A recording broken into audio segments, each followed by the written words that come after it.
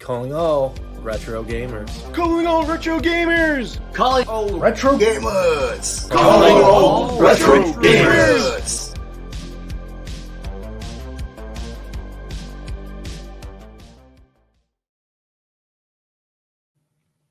All right, what's going on? Hey. Welcome everyone to Calling All Retro Gamers. I'm one of your hosts, Rich, here with Ed! Hey, man.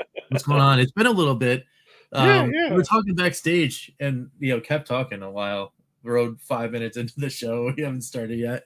But yeah. So we're hanging out, doing our thing, and then we realized that, oh, you know what? Last week, we're probably supposed to have a show, and then we just didn't. It's like it's silly times. But anyway, we're here. We're ready to talk some cool retro stuff. Got some news to talk about. Got some cool stories. So we're gonna jump right in. But first, we gotta say hi to Arjun. What's going on? He's saying hi. He's got the Katie.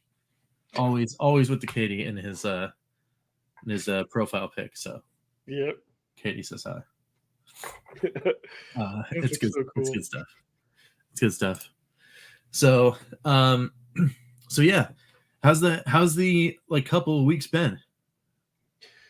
I've been busy. Happy that I took off Halloween and then had today off, which was just nice just to be able to stay up, watch scary movies, have a little bit of alcohol, not worry, and then actually today because didn't have work, we took down Halloween right away and put up Thanksgiving and nice and all that. Which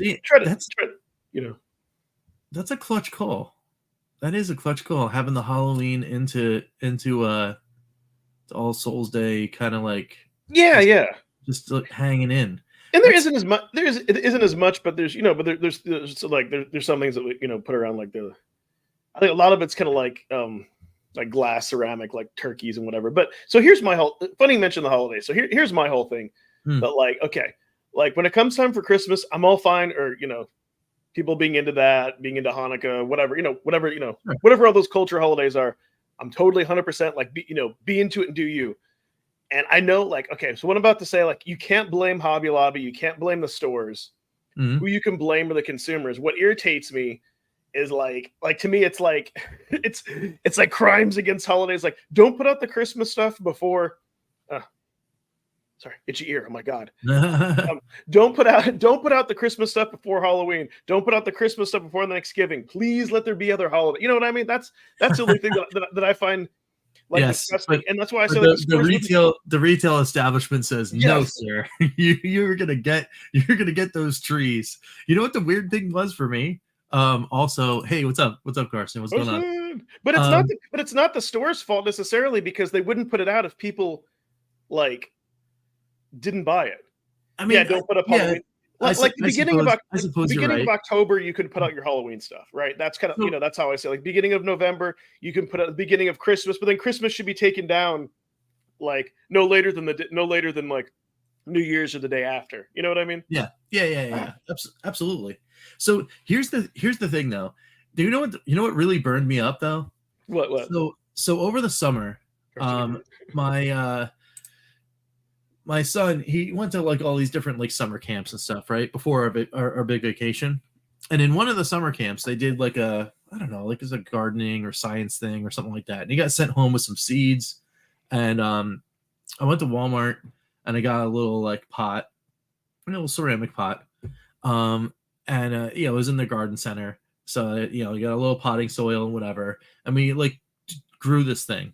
Consequently, the person that gave us the seeds didn't expect anything to grow at all. And I am not the green thumb guy at all. But anyway, we planted these seeds and they grew, right? And it's just a morning glory, right? It's a nice little a nice little flower thing, and it's whatever. So it grew, and now it's growing to the point where I need a new pot, right? And it's just can't be more than 2-3 weeks ago, right? I'm all right, it's starting to outgrow this pot. So I go back to Walmart and I'm you're gonna have a pot, right? Like it's a thing. So I go look over by the garden center. It's all Christmas. It's trees and lights and all this other stuff. And I'm like, I just want a ceramic pot to transplant. The one that the little thing that it's like in a 16-ounce pot, right? I wanted like the 32-ounce, and it's like a common thing. Nowhere. There's zero in the store, and I'm like, you gotta be kidding me, man! I can't even find like a little pot to put in a plant. It's like retail saying like, no, sir, you grow nothing. You grow nothing, and you like it. And it's like, what? Like, what is this? It's crazy. So I actually wound up having to go to Home Depot and Lowe's and like look around to finally find something. And it's like, it's so weird because like Walmart should just have the thing. You would think, like, you know, a little bit of everything at least, right? So I just thought it was weird. Oh, go ahead. What's up, Ian? Yeah, it's kind of like be respectful of the holidays. I don't like when there's some people like there's a war on Christmas. No. There's, and that's kind of the thing too. Like, while I celebrate Christmas, there's other cultures who necessarily don't. At the end, it's all, whatever type of like family gift giving. So it's like, let's be respectful of the holidays and different things. And that's all. Sure. Yeah. I mean, yeah, everyone get a section. Everyone have their stuff that they need. I'm down with all that kind of stuff. But yeah, I mean, but like not at the cost of like regular items. Like regular, like, it's like, come on. I thought you were just there one point. Yeah, the way he was saying pot, like when you tuned it in. Yeah, exactly. He meant like a literal actual pot. Yeah, that was like, wait a minute, I have to go back to the summer camp and be like, wait, what kind of seeds you're giving my son here? But yeah, Halloween, it's about eating good, eating good things and all that. And candy. And I was gonna say that well, luckily for my sake, my daughter doesn't like anything like peanut butter. She really doesn't doesn't mind peanut butter flavored, but like textures, and like I love Reese's. And so she'll give me like all like the Reese's, or if there's any peanut M&Ms, and like my wife loves Mounds, so she'll give her like the Mounds because but like she doesn't, but luckily no one else really likes the Reese's. Reese's are one of my favorite candies, so yeah. Reese's are pretty good. And I get to enjoy those too because my wife's allergic and my kids don't like all that stuff. They like the hard candies. They like all the fruit stuff. That like the Ring Pops and Jolly Ranchers and all that kind of stuff. They love all that. But the chocolate they get, my wife likes the regular chocolate, especially dark chocolate stuff. And then all the peanut related things. Yeah. No one eats it. And I'm like, the other thing I should say too, for the last few days, I've been a little bit just like video gamed out. Like sometimes, I'll switch back and forth between that or shows or to the next Evercade carts. Yeah. Exactly. And say video game. Well, I haven't turned on my PS4 forever, but like I played my Steam Deck a little bit. But really, so, like one thing that I have been watching for those of you who are into D&D, or not, if you've heard of like Critical Role, they have Matthew Mercer. They have a podcast. So I've been listening to that on Spotify, and I don't know how I didn't know this, but on Amazon Prime they have 2 seasons, The Legend of Vox Machina. Like they made like a cartoon. Really? Yes, out of that. And what's so great is the characters look kind of like exactly how you imagine. It's the people like doing the voices of the of the characters. But it was just great to see that. And without giving any spoilers, what I like that they did, because the episodes are like 4 hours each. They took certain elements of things and they took some certain things out of order and they kind of condensed it to make a longer flowing story and kind of added some things to the timeline. And I like that. I'm not one of those people that reads a book or something like, oh no, I don't, no, I like that they took elements and they fast tracked some things that like could have been like confusing. Got it. For audience. But yeah, that's pretty cool. Yeah, there's 12 episodes, but I've been just like binging. And it's adult, right? Well, there's like adult language and stuff, but just kind of like just like listening to the podcast though. So it was. That's pretty neat. Yeah, it was. Also, by the way, hey Brian and Nick, what's going on? But yeah, I've also been dabbling my toe into like the ultra modern as far as video games go. I'm pretty sure that we talked about it maybe during the Lurkana episode. But yeah, the birthday / Christmas gift was delivered early.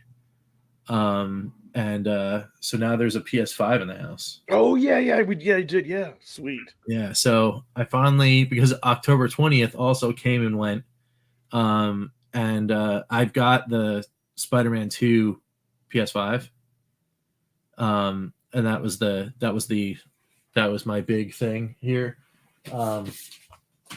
Still have the box over here. I think I actually did a box opening they never put up on the channel. So, Dude. but yeah, this is my PS5. It's this one here. Oh, okay. It's funny. I felt, wow. Yeah, it looks awesome. Like, so I was like, oh, sweet.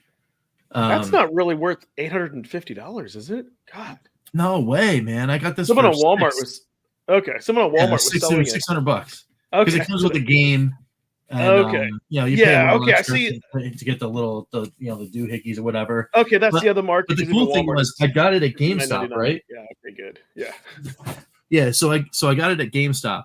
I hadn't bought anything at GameStop for a really long time, but before that, I had bought a ton.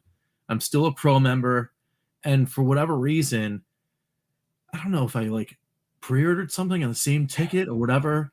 I wound up getting, and this is weird because you never get discounts on hardware ever, but for whatever reason, I wound up getting like $10 or $15 off the SKU price. Plus, I used a coupon which took another $15 off, and then I had something else. So I wound up paying actual real world money was like $560 or whatever. So it was so it's like you get the console and the game, but the game was even less because Spider-Man 2 is like $70 or something like that now because everything's more expensive, which is wild. Yes. So all in all, I wound up saving $10 on the whole thing, and I get the cool looking PlayStation. I was like, sweet. So it was really cool. But I couldn't use the code until the 20th because I got it on my birthday, the PS5. So yeah. I see. So then I started I had to install everything under the sun. So I installed Final Fantasy VII Remake immediately. I got Spider-Man 1. And then I got an offer a couple weeks later. It was like, oh yeah, you can upgrade to the PS5 version of the Spider-Man remastered or whatever. Yeah. $10. So I did that. And then after I put in the code, they gave me another offer to upgrade to the Digital Deluxe, which is $99. But I got an offer for like $10 instead. Oh, okay. Yeah, to do the upgrade, and I'm like, oh yeah, I'll do that. So it's pretty cool, man. Nice. So yeah, it's neat. It's neat. No, that's good. If for me personally, if there were certain games that I was looking for on a newer console, and I thought I would get enjoyment or money, like something different than on the PS4, I would do that. So that's that's fantastic. There's only one reason, just one. Oh, Final Fantasy. That I have a PS5, and it's Final Fantasy VII Rebirth. Yeah. That's it. Until I pre-ordered that immediately. Oh yeah, I mean, I'm sure there's gonna be other games, but I got this so I can play Rebirth. I am that guy. Yeah. And I feel well justified because the other thing I wound up finding out, and we can talk about this a little bit too. Yeah. Astro's Playroom has got to be hands down the coolest pack-in game I've ever played. Oh, okay. Ever. Because you don't expect it. It's just like, oh, hey, it's a little throwaway thing, and you start playing it, and you're like, yeah, okay, whatever. It's kind of like Mario 64, only you're a little robot, and you grab things, and everything's related to Sony, and you play the game. The game's game world exists inside of a PlayStation 5. Yeah. All the levels are you go into the GPU, and then you're you slide you're doing this race level on the SSD, and it's all themed like that. And I'm like, that's pretty cool. But then you start playing more, and you're like, man, this game is actually really good, very good, to the point where you want to keep playing it. And then my kids started seeing it, and it was it just went off. They ask me almost every night, can we go and play Astro so we can get the next level, which was crazy. Main gaming lately has been using the Analog Pocket and dock mode, as well as playing Super Mario Wonder. Yeah, Nintendo must have been I've been on heavy drugs developing that game. So question. Okay, yeah. The question for you on that, Lloyd. And it may sound simple, but I'd be curious. Why do you like to play your pockets in dock mode? And I'm being serious. Is it a matter of convenience where, hey, this is the system that I use for all my retro gaming, and I have all my ROMs, and I want it like on the big screen? I would just be curious because I know that, like, I know, like, it has all those adapters, right? Yeah. So you can just adapt and do all those other things. That could be it. No, I'm always, because I always love options, and always curious. Yeah. Of what people play the way they do and why, because it's good to. Yeah. It's good to have choices.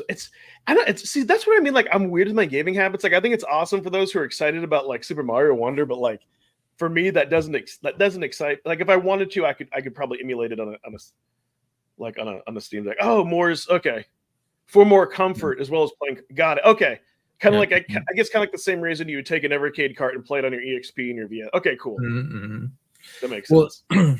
Yeah. So as far as Wonder goes, on this side of the fence over here, it's I actually have. I'm with you on that, buddy. Yeah, me too, man. I actually have a copy of that. It's in the van. Well, I haven't taken it and put it in my office yet. Yeah, but yeah, man, it's I've heard it. I've heard it's cool for. Well, I mean, it's my son basically is all about that, and the new Kirby game. Like it came out a little while ago, but it was like the Return to Dreamland or whatever. Like he really likes that game. But Wonder, he's really into it because of like the elephant power up. Like he couldn't like his child brain went like nuts because it's like, like here's Mario and he turns into an elephant and then he could soak up water and then spray enemies in the face with the water and out of his trunk, and he's like, that's it. I like this game. But the weird thing is, like, the cool thing about the levels is in every level you can get this like special flower, and that turns all the level into like the wonder level, like the whole gimmick of the game. Yeah. He doesn't like that. He's like, no, I want the stage to be the way the stage is, and you can beat the stage normally. You don't have to use the wonder thing. Right.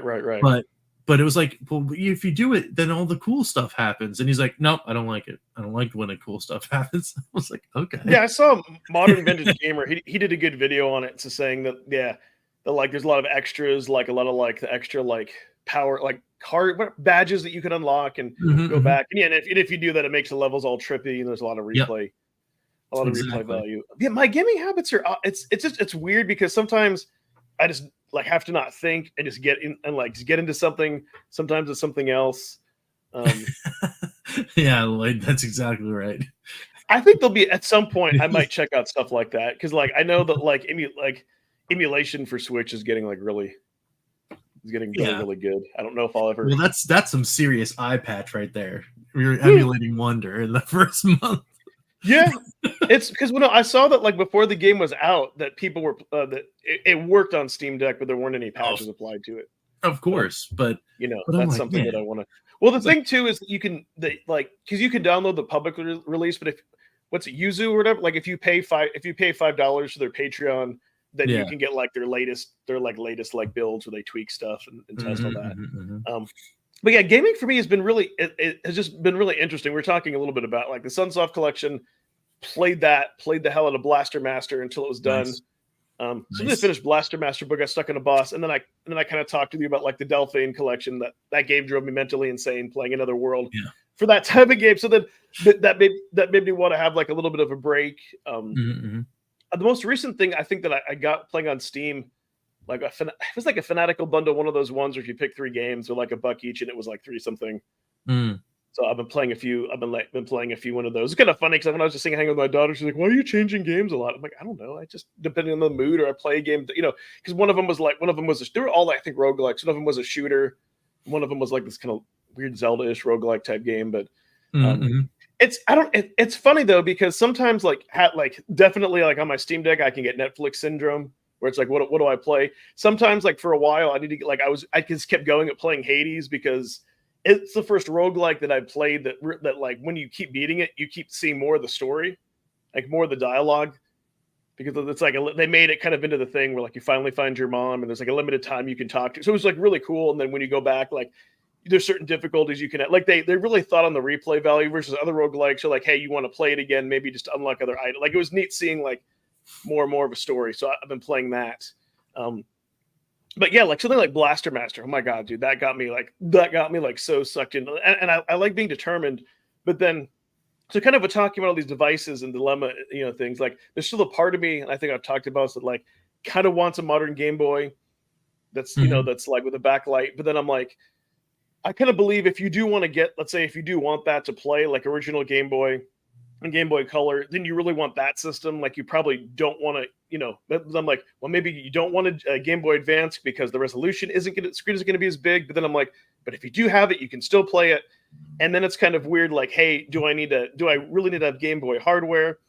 Because like an analog pocket, now you can only get them aftermarket, and it's they're a little bit more expensive, but then technically, if you get an analog, so this is kind of the rabbit hole, but then if you get an analog pocket, yes, it's FPGA, but it's still not original hardware. And then it's like, well, it's still not original hardware. Are you getting it because of the system, or did you really want to just have a Game Boy for nostalgia? Couldn't you maybe like get one of those $60-$80 handhelds that just play up to GBA? You know what I mean? Like, because I don't care about. So it's like that's something I'm like, and then a new Evercade collection will come around, and I'll be like, then my brain will be subsided, and it's weird. It's you know what I mean? That's how how my brain. I don't know. Maybe because since I'll be 45 next year, I'm like, do I need a midlife crisis nostalgia gift? I don't know. It's weird though, because the Game Boy did, but I mean, I even got down the rabbit hole where like, do I even want it to be a Game Boy Color? Do I want it to be a DMG because it'd be more nostalgic? But then you can't play Game Boy Color games. But then you're like, if you do have the DMG and use the color palettes, then it's not really a game. It's kind of like the whole argument I'm having with myself that people gatekeep about like playing games on CRTs or whatnot. But for me though, I'm just trying to figure out, or I'm like, hey, I could just emulate all that stuff on my Steam Deck. So it's like, you know what I mean? It's kind of one of those weird, or is it cool just to have another device to pick up and play? Like the analog pocket is awesome for that. The one thing I will say that I do like that you could do with the pocket that you can't do with the Game Boy is that, is that in addition to emulation, you can also play physical cards, and then you do have more options. So then if you decided you did want to, let's say, like play a Genesis game, then you could. But then a part of me is like, I don't know if I want to go down that emulation rabbit hole. You know what I mean? It's yeah. Because that's kind of the whole reason we have these things. It's like you don't want to spend a lot of time picking a lot of games. And I do love being able to swap a cart. And of course, then there's always, but because if I did get a Game Boy Color, a part of me kind of wants a flash cart because then I want to be able to, because I only have like 4 actual like Game Boy Color games. Otherwise, I've got like 10, 15 Game Boy Advance. But then it kind of goes to that whole thing. Well, hey, if you just put on a flash cart, yes, it's original hardware, but are you going to fall into the same trap? Then I'm like, well, maybe then I should just get a Game Boy Advance. You know what I mean? Like, just get a Game Boy Advance. It's maybe not as a nostalgic form factor, even though you can get like the unhinged Game Boy, but then that didn't exist. So it's just kind of weird, like these different, you know what I mean? Like these different things. Like, I don't know if you have anything like nostalgia wise that drives you crazy, but it'll go away and it'll come back. But I'm like, I don't know. Like I think about like, future, like this year's Christmas and next year's birthday, maybe one of those things, but I don't know yet. So it's yeah. I mean, I think the one thing for me that is kind of like that is, I guess the one thing that clicks. Hey, what's up, Tails? Enrique, they snuck in. Is I think it's as much as I have like the pure nostalgia for all the cartridge based stuff. The things that I probably played the most in the adolescent age, for like 15 and on, was all the CD stuff. And I think what really is happening is the thing that really is getting me right now is the fact that I'm getting to the point where like I really deeply want to play all those like PlayStation, Sega CD, etc. games, and then there's still a ton in that age, like the the Turbo CD stuff and the Saturn and all that. I never touched any of that stuff, right? Because I never owned any of that. But I like really, really want to dive back in, and there's so much stuff that's right out there, just sitting out there in that cabinet still. And I just want to plug it in and just start going. And it's like it's a calling, and I cannot exactly. So let me ask you this: so with a Polymega, will that fulfill it for you? 100%. And that's the thing. It's like it's the thing that keeps me going too, because every time there's a little bit of news or somebody did whatever, and I get like amped again because like, oh man, it's so close now. Like, for example, speaking of that, like we can spin into talking about some news or whatever.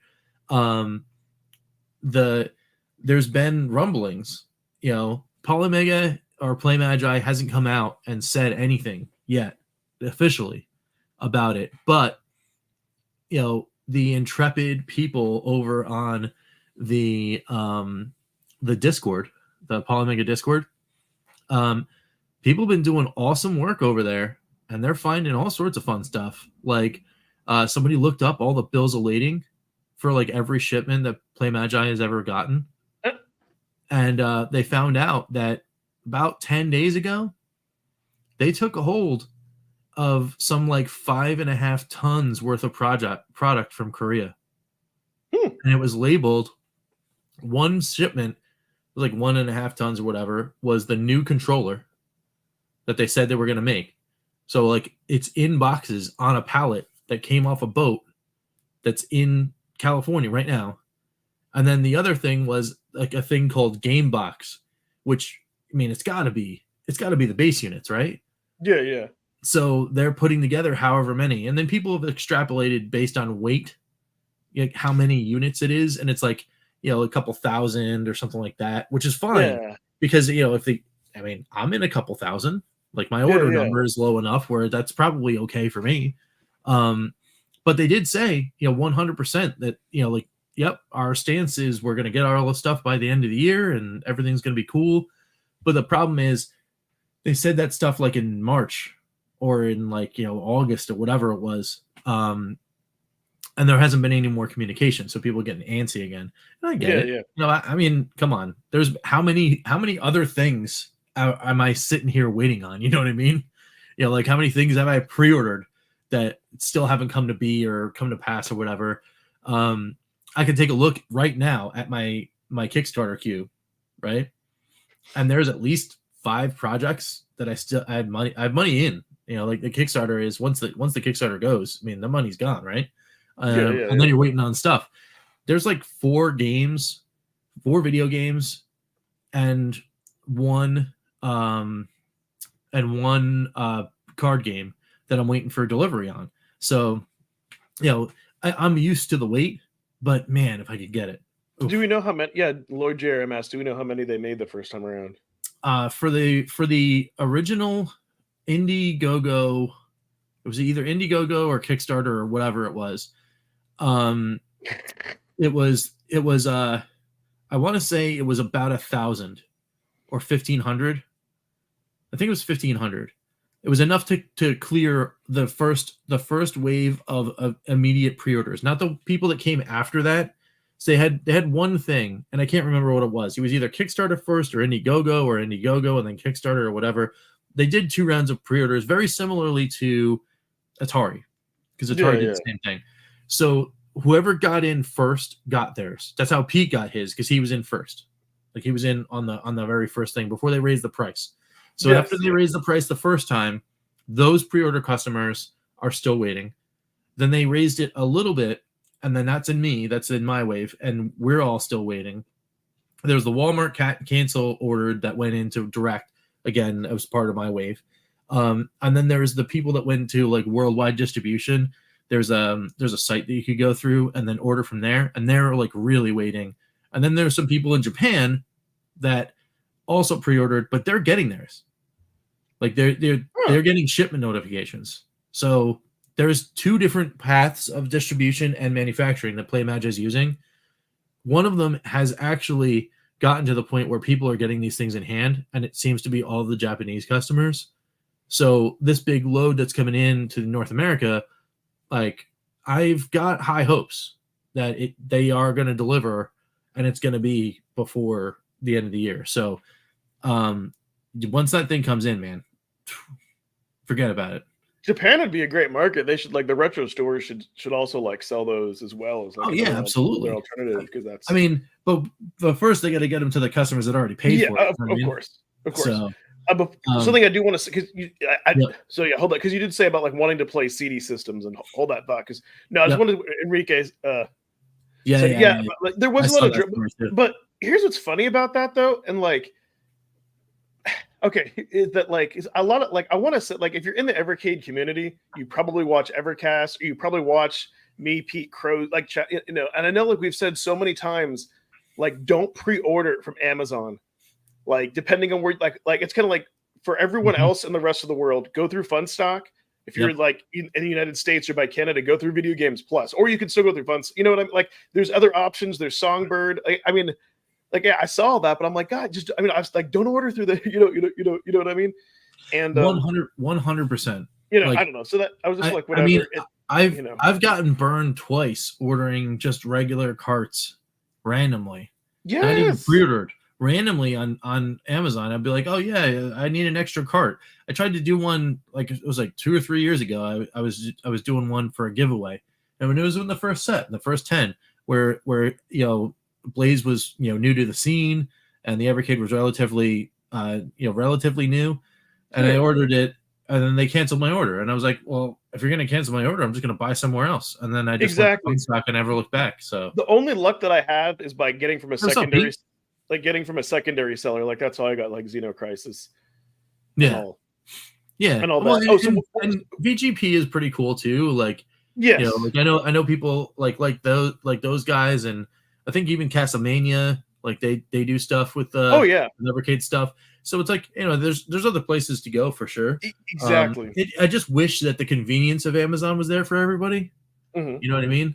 Like I used to love it until they didn't. Oh, so one Lloyd Jam said how we were talking about the Pocket is everything. The one thing that I will say about like the Pocket, like if any handheld device and those dimensions, like it has like the best screen. Like I saw somebody did like a comparison video and showed it was like the RGB 33 the Mu Mini or whatever, like some of those other few ones. And while those screens were good, like the analog pot, like it was just like if you saw it side by side, then you could see like how it blows it out of the water. Otherwise, you wouldn't be able to care. But yeah, so that's kind of my whole dilemma of what because a part of me. So the other thing I wanted to add to that is sometimes I do want a handheld that I can just like turn on and just jump into something and like kind of jump into something simple. You could argue like, yes, you can do that with Evercade, but just something different. I don't know. It's kind of a weird thing to figure out. And but yeah, that's the only nostalgic thing. Otherwise, for cart systems like Evercade handles all that. If I want to play modern indies and I have the Steam Deck, but that's still just the one thing on the back of my head of like wanting to play Game Boy Advance. Jumping back because you said something about the Polymega where it truly shines, wanting to play the CD systems. Yep. And the reason why I say that that's where it truly shines because for one, especially in the United States, getting like clean CD discs can be difficult or they can have scratches. And I kind of feel like the cool thing with the Polymega is all you have to do is just get it to copy once. Yep. Or install it once. And that way, because if it's as long as it can copy, then you're good. As long as there aren't any error, because sometimes when you read a game, if it gets stuck, like it may have an issue with that sector, but if it can kind of copy it, so that's what I think is fantastic. So like you don't have to worry about wear on the game. You can put it on the wall, and so here's we talked about you could get like the Japanese versions of the games, get the patches translated, but here's another thing that you can do too to kind of give you. Let's say like the semi-retro feel. Let's say if there's like, I don't know, like a rare like TurboGrafx CD game. Let's say it's one of those ones that's like a few $100s, like that you're never going to buy it because it's just too insanely expensive. Yeah. Right. And it's one of those ones that's not released anywhere. So if you were to download the ROM, it's not going to hurt anybody. What you can do, because I want to say that like My Little Pixel tested it out, you could download the game, you could burn it to a CDR, and you could copy it. And then let's say if it was a game that you really liked and you wanted the nostalgia piece of it, you could print out like the cover manual and stuff and put it in a jewel case. And yeah, it's not the real thing. But because you don't put the disc in anyways in those systems, you could kind of like look at it. It could kind of still give you that same experience. You still have the controllers, and all. Exactly. Yeah. And all that. It would be cool if it could do Saturn, but I like that it can pretty much do like Sega CD, TurboGrafx, PS1. Oh, the Polymega? Yeah, Polymega. Pretty much. It does Saturn. It does Saturn? Yep. Oh. That's why that was the thing. That was the thing that pushed me over the edge. Oh, you know what? You're okay. It doesn't do Dreamcast. That's correct. That I remember now. That's right. I don't know how. Yeah, that's right. I think some people were saying that they were wanting to get the Polymega just to kind of have a modern Saturn. Duh. Thank you for correcting me. Yeah. This is the reason. That's right. Game, of course. This game right here is one of the major reasons why I got a Polymega, because it's the only Lunar game that's on Saturn. That's right. It only came out in Japan, and as soon as I get that thing. That's right. Okay. As soon as I get that thing. It does up to Saturn. Doesn't do PS2, Dreamcast. Doesn't do Dreamcast. Yeah, which is fine. It does all that. So yeah, that makes pretty much all your CD systems. You can even do Neo Geo CD. So it's like, man, it can just do like it can do all your CDs. That's right. So speaking of that thing, like, so when you here's a weird thing. I know, Pete. Sorry. So here's a weird thing. I don't know if you've ever bought any like import discs or whatever, but a lot of times when you get discs from when you import them specifically from Japan, they'll be like, oh yeah, they'll put a rating on their discs. Yes, it'll be like A to F. And they're like, oh yeah, this disc is a C, and you're like, oh okay. I mean, like hopefully it'll work. You think, oh, I'll take a swing on it at a C. This one actually was one of those, because this is my second copy buying this, because the other one, of course, was downstairs. And I know you won't be able to see it for the camera, but looking at this disc right here, right? They're like, this is a C. Yeah. Well, and you're like, it's perfect. Yeah. Well, the reason you look at the data layer, and I'm like, there's nothing. Well, for anybody who watches, like, if you watch like a lot of like YouTubers in Japan who go on game hunts, the reason because in Japan they take so much better care of their stuff, that I want to say that like even like an F rating disc would be better than RA. And I'm being serious. Like a C rating just means means maybe some of the pages are a little bit wrinkled in the instruction booklet. Maybe there's like a little a little crack in the case. Like basically, the great thing is they grade it they take into account every little imperfection. Yeah. Which is like they grade it like how you should. So like an A means everything is pristine. There's no folds. There's no water damage. But the great thing too that I love about Japanese games you're getting in Japan, like they won't sell something that's they won't knowingly sell something unplayable. Like here, it just can be all scratch the hell out of it, and that and like they don't care as much. Like even at one of my local retro stores, it's weird because some places like they don't take condition into consideration. Now the good thing is when you trade stuff in, like for disc games, as long as they work, they're fine with that. As long as you have like the instruction booklet. They don't really care about the condition of the case. They don't really care about if you have the extras. Yeah. I just kind of like, do you have these items? Great. But the condition of them, they just, that's kind of like everything is kind of like, it seems like everything is sold at the like new price, but they don't, it's weird how, in the United States, how condition, it's just, we don't take, which is kind of sad. I'm not saying everyone does. We definitely don't take as good care of things in other countries. So from Japan, if you're buying it, you're like almost guaranteed that everything is going to run. It's going to be legit. It's amazing. I think it's great, right? Yeah, no, it's awesome. So, but at any rate, it's I can't wait. I can't wait for it to finally be here, because it's like. Do you have? I'm just curious. Do you have, or are you going to get like official Saturn controllers? I do not have one as of yet. Or does that matter to you? Like to like complete? Does it matter to you to complete the retro experience? It will only matter to me for like games that were built around it. Okay. Yeah, like something like Knights, because I never really got to get into that game. I played it over a friend's house a couple times, and then it was like, okay, cool, this is a cool game that I would like to play maybe later on in life. But for a game like that, then like I'll probably go towards looking for those kind of that kind of hardware. But playing this, like playing Lunar, no. Yeah. That's just whatever that that second generation controller that they made. Apparently it's amazing. And sure, I'm down for it. I'm ready to rock it. Not a problem. But yeah, I mean that's gonna seriously, that'll probably be the one thing as far as like doing things like Fun for Fives and stuff like that, like on the channel. That'll be the one thing that'll derail a whole bunch of stuff. Like if I thought I was behind on Evercade now, like for Fun for Fives, like just wait until wait till the Pod Mega shows up at the studio. It's over. Like I'm gonna have to figure out, like I have to like do some kind of like wizardry to create time so I can play more, because I'm in trouble. Like I'm gonna be in trouble when that thing comes out, because sitting in that room over there, not only is my entire PlayStation Final Fantasy collection, which is all of them, like I have every 1 through 9 and Chrono Trigger, like I have all of it. I have Airgeist. I've got Tobal #1. I've got everything. It's all just you are going to be in trouble. Like I've got fun, like I've got tactics. I've got like everything, man. It's just sitting there going, play me, and play I will. Plus I've got the Lunars. Like it's going to be bad, but good, like in a very good way. But yeah, so.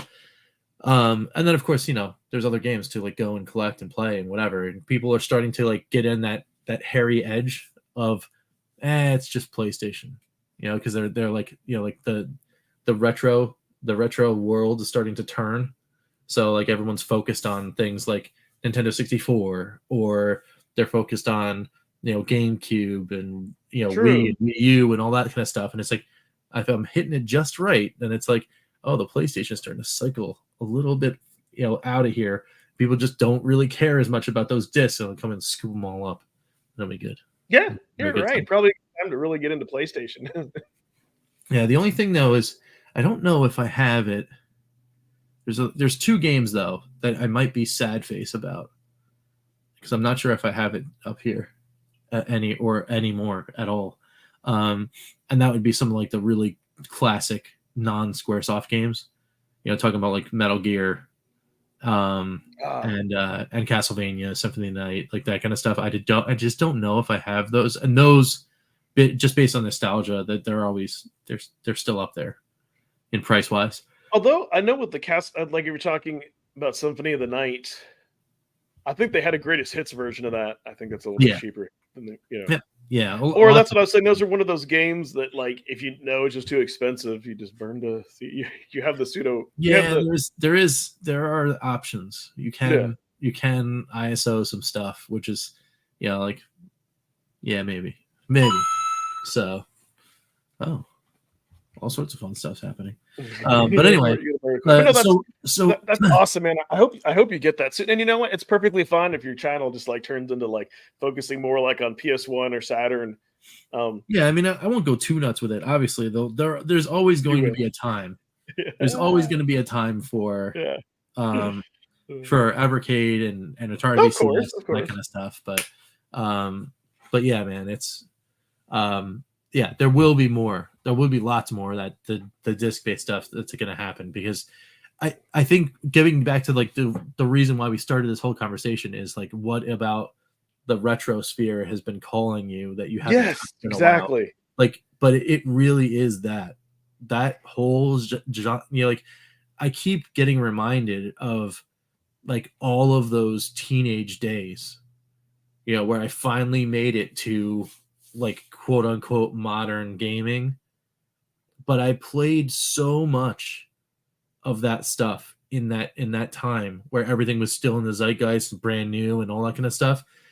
And I really do have a lot of like reverence and nostalgia for that. And it'll just be really cool to go and revisit it. So, and the cool thing is, I guess people will be into it because a lot of other people are still, talking about that in a nostalgic light as well. So, oh yeah. But speaking of nostalgic light, my gaming alma mater is chomping up properties left and right. And studios, they just keep nomming, and it's like there's no stopping them. And that, of course, is our buds over at Atari. They're going crazy. They bought the Ronin games. They bought all like Awesome Knots and what is it, Swords and Soldiers and all that, and all those other games. That was a pretty decent chunk of news. And then a week later, just boom, right to the face, buying Digital Eclipse. Yeah. That's huge, man. That's a huge story with massive implications. And not just Atari stuff either. Because Digital Eclipse, not only were they doing like amazing work doing all these collections, and they did a fantastic job doing Atari 50. Yeah, you noticed that too. Yeah, dang it. Yeah, it was there forever. Yeah, I was like, oh, we've had it there for like 45 minutes. yes, that's true. But man, like, I'm floored at that one. And people might look at it and go, whatever, it's Digital Eclipse. They do retro compilations. Who cares? But some of those people that work at Digital Eclipse have been in the industry forever. And they know a whole bunch of stuff about game preservation. They know a whole bunch of stuff about history, and they love it. So to have those guys under this umbrella, I'm with you there, Ian. I'm kind of worried in a small way myself, but the only reason why I'm worried is, like, yes, this new Atari is still new enough where they haven't really like built the core trust of the retro audience yet, as evidenced by the fact that the Atari VCS is still a thing and they do support it very well, actually, but not a lot of people know about what they're doing because they're not saying much except for the fact that in every press release they're just buying something else. So I don't know when the money that keeps falling out of Wade Rose's pocket ends. I don't know what happens, but as long as he's building, it's like he's building the retro Avengers. You know what I mean? Like, he's just like getting all these, like, like Night Dive Studios is basically Digital Eclipse for PC games. Like doing strong work, doing like really awesome, like retro, like reimagined stuff.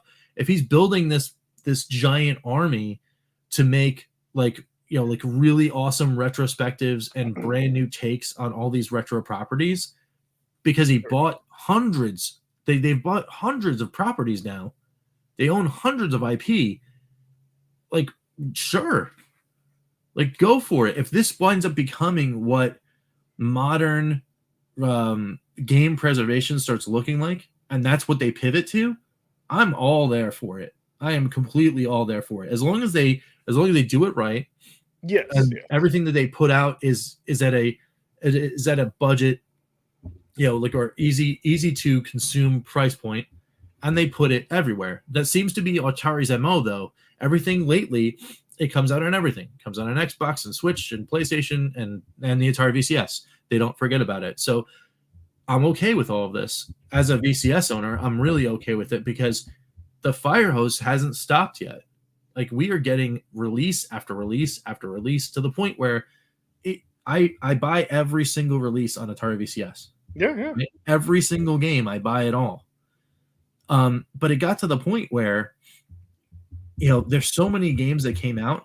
I still have yet to buy at least 3 of them just because, like, I have a certain allotment for, like, games and whatever, right? Like, not to get too personal finance talk or whatever.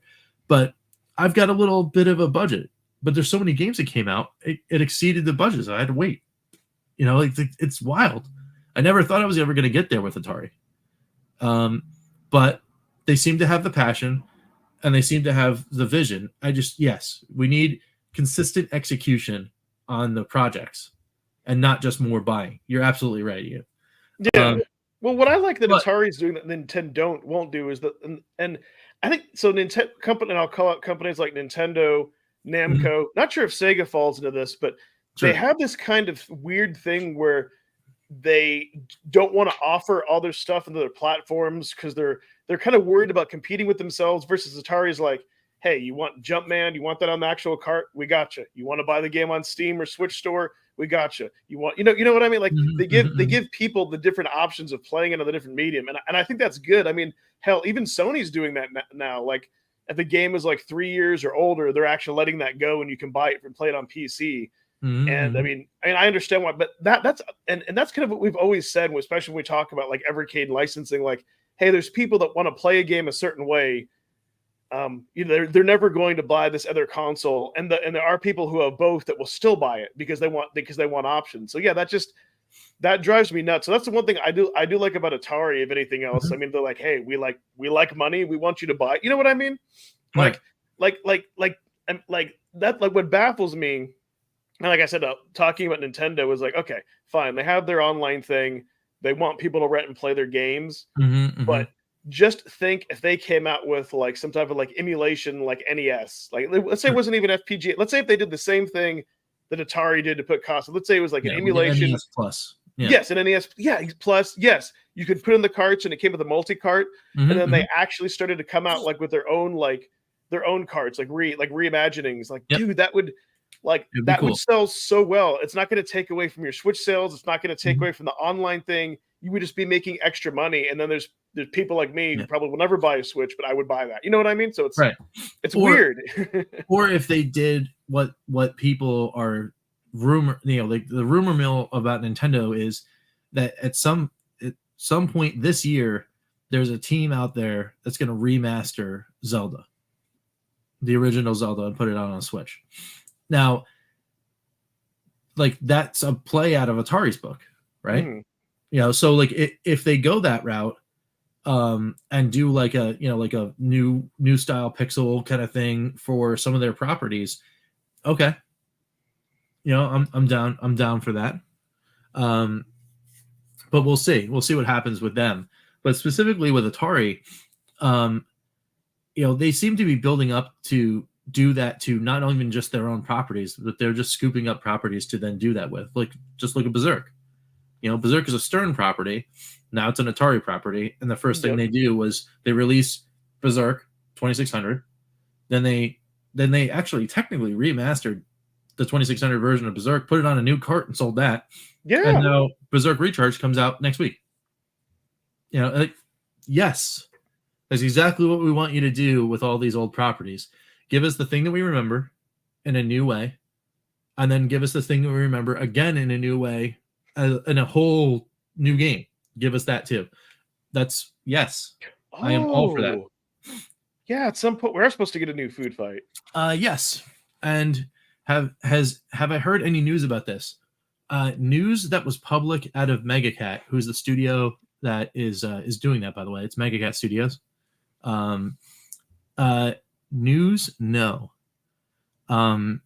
Is the game existing? Yes. Is the game probably close to release? Yes. Can I say anything more about it? No. Will it get ported to the Evercade? We hope so. I don't think it's going to run on the Evercade. Oh, okay. Is it going to be? Okay. It's definitely not going to run on the Evercade. Okay. It'll run on the Atari VCS. Okay. It'll run on a PC, so you could do Steam Deck. It'll run on Switch, PlayStation, Xbox, all that stuff. Okay, so we'll have a not on Evercade. Oh, wow. And then and then ask me right after release why I can't say anything about it. Okay, and that's it. But to answer Ian's question, will it be okay if Atari buys Pico Interactive in the future? That'd be a huge get because Pico just has an insane amount of like kind of like that like the middle tier to vaporware title. I mean, I could see them trying to make a play for that, but I don't know if Pico wants to be bought. Yeah, They're already a big enough entity that's just scooping up all these IP to then they don't really take them onto other things. So like that's what I was gonna say. They're kind of doing they could do that. Yeah. I don't think that they would be interested in that. Now, no. Now, if you turn that whole thing around, with specifically the purchase of Digital Eclipse, there is definitely another retro company that maybe not them, but their properties are certainly, they have to be in the sights of Atari. They have to be, and that of course is Intellivision. Yeah. They got the M Network. They have the M Network games, so they could do it already, basically. But I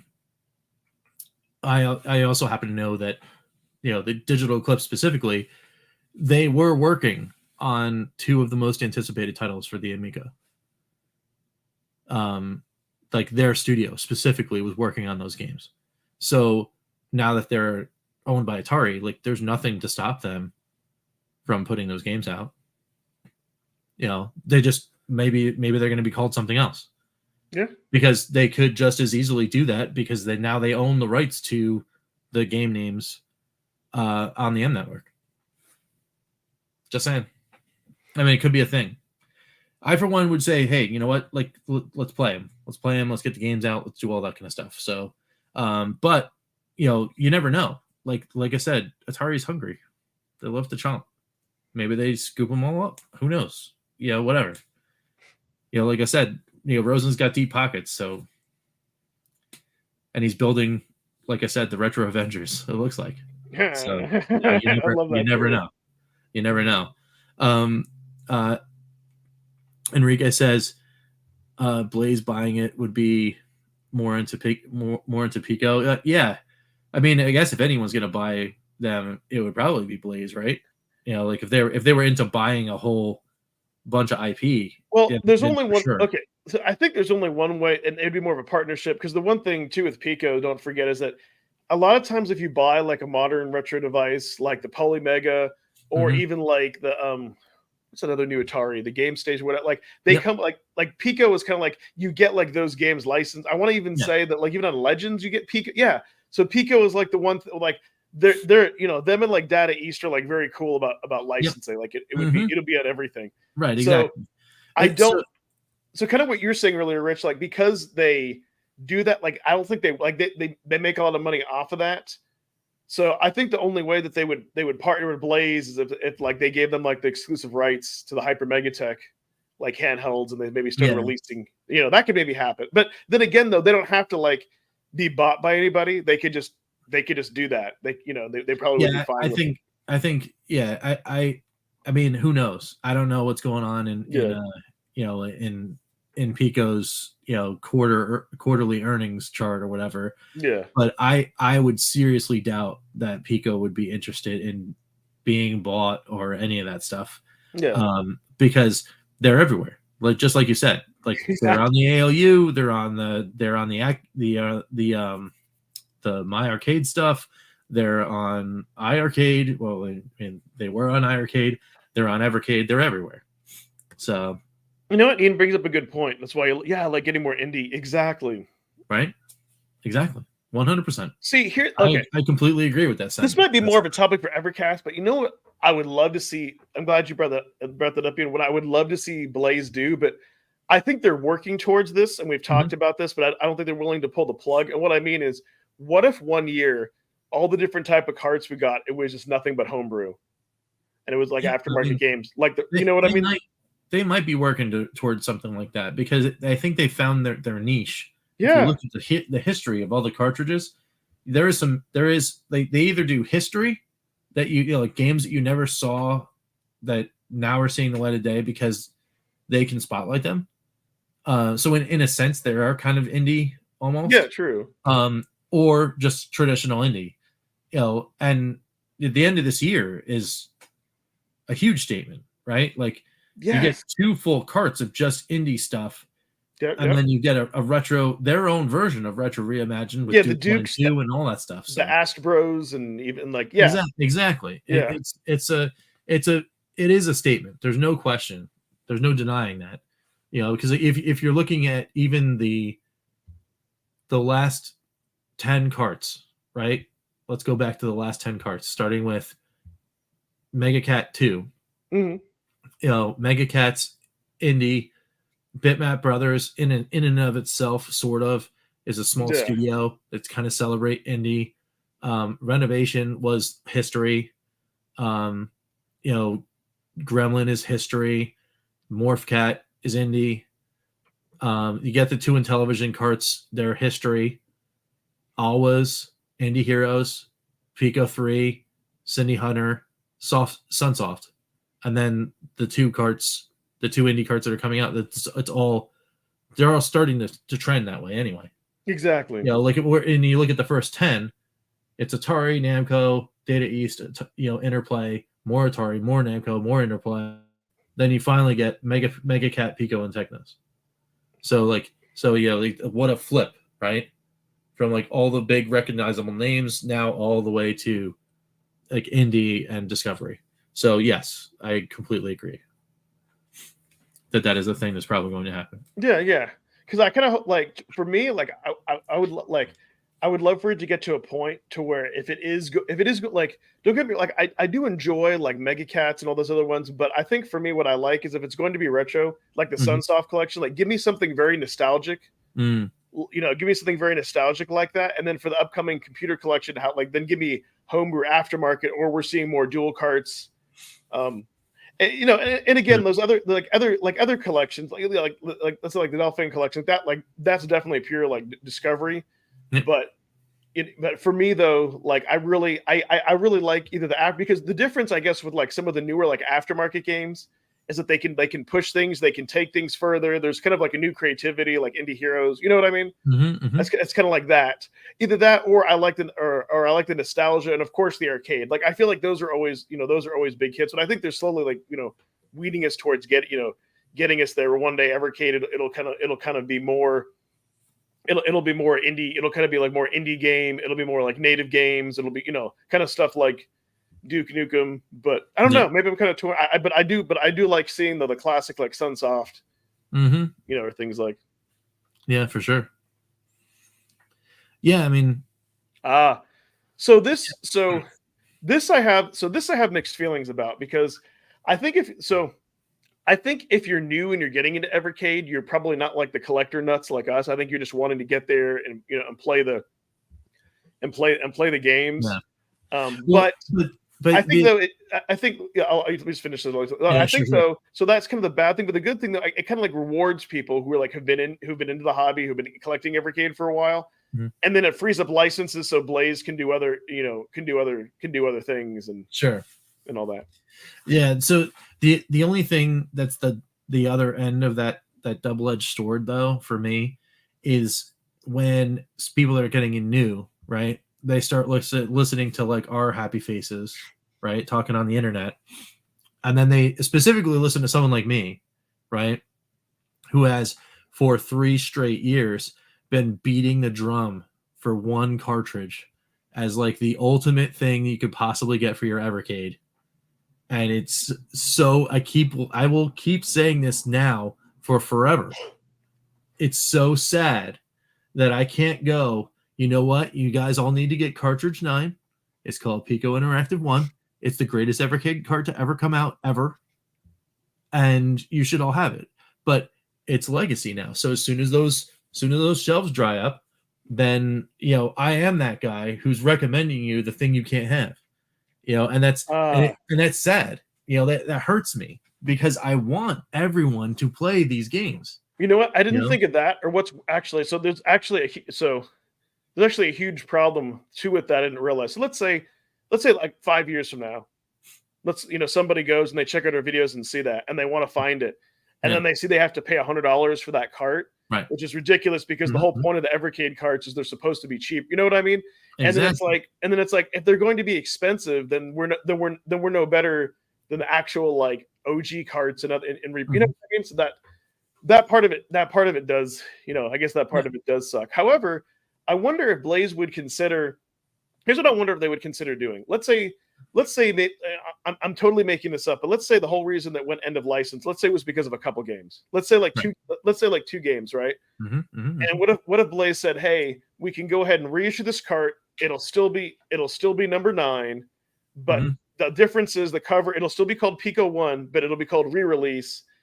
And the difference is it just won't have those whatever it just won't have those 2 games. But we're gonna go ahead and re-release it. It's the same price. Everything is the exact same. The instruction booklet's the rear of it. It just has those.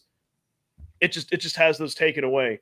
But for something like that though, I could see them maybe doing that like in pre-order, saying, "Hey, go ahead and pre-order. We're gonna do a first run and kind of see how things are," because maybe they don't want to.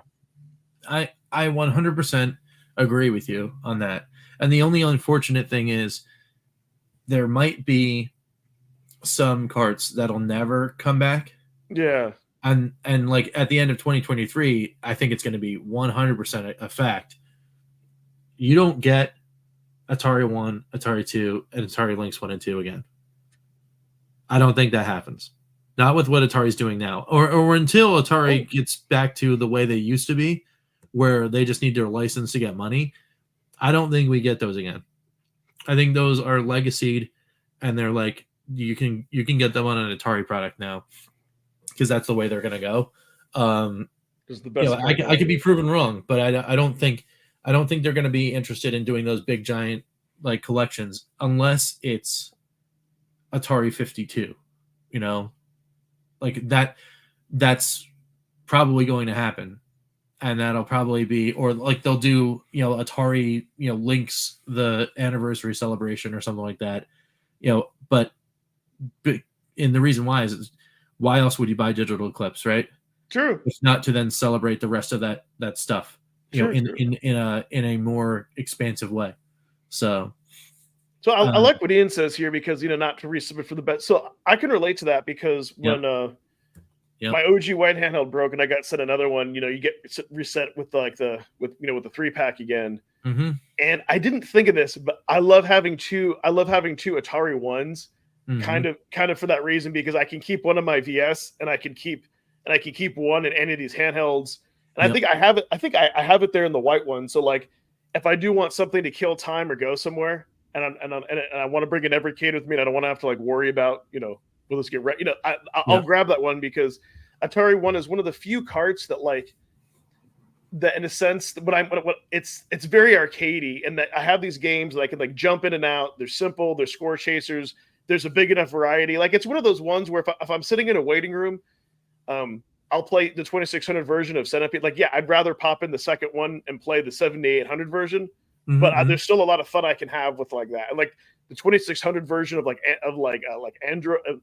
Asteroids is awesome. You know what I mean? Yeah. Like there's still a lot of fun. Like Missile Command, that version maybe is almost better than the arcade because you can just press the one button. Yeah. You know what I mean? So that's. But I know what you mean. And like, so here's the one thing I will say about Pico 1, and I'll have to go back. It says because is there 20 games? There's 20 games on that? Something silly. Pico 1 is 20, yeah. Yeah. So here's what's funny, and I kid you not, and I've never had this in the Evercade cart. It's the one cart that after I don't play it for a while, I put it back in, and I kid you not, like I feel like I'm rediscovering the games all over again. Like it's, you know what I mean? It's almost like if you had a cart that had endless games to rediscover, either because that time has passed or the games are so different and weird. Like because it has so many games on it, there's very few like Water Margin. Yes, I've played that. I played that all the way through, but there's like some other ones like Switchblade, and like I haven't played that all the way through. So it's weird. It's kind of like you can keep rediscovering. Does that make sense? I mean, absolutely. And it's the only cart that I feel that way because the games are so different and so weird, but in a good, it's just so cool. Mm-hmm. When I first got my OG handheld, that cart I popped in and there was like RPGs. Yeah, there's something special about that cart, and I agree. Like, I don't know necessarily if it's the best cart, but what I definitely would say it's the most unique cart. Like it's the most unique experience. Like the most unique experience. Like unique experience. Like that whole thing hasn't been captured again. And I wish like some carts get close, but it's definitely an anomaly. Like it's kind of the only cart that does that. If anything, the only issue that I have with Pico with like the Pico carts in general is that I kind of felt like they spent their wad. Like they're like, hey, we're gonna give you all our cool. Like maybe they didn't. They like if anything, they gave all their cool games at once, and then it really made it difficult for 2 and 3 could never live up to that because that one was just so well cured. You know what I mean? That's If anything, that's the only mistake. It's like but even though I think 3, although it doesn't really like get to like that level, 3 is pretty cool. That's a. I think 3 is Pico 3 is a decent cart, and Pico 2. Pico 2 is like good for other people for different reasons. Yeah, and see, and that's the thing about that's kind of funny about those collections. If they were labeled like anything, like if they were labeled anything else, then you wouldn't look at it through that lens. And those, I think those are good collections on their own.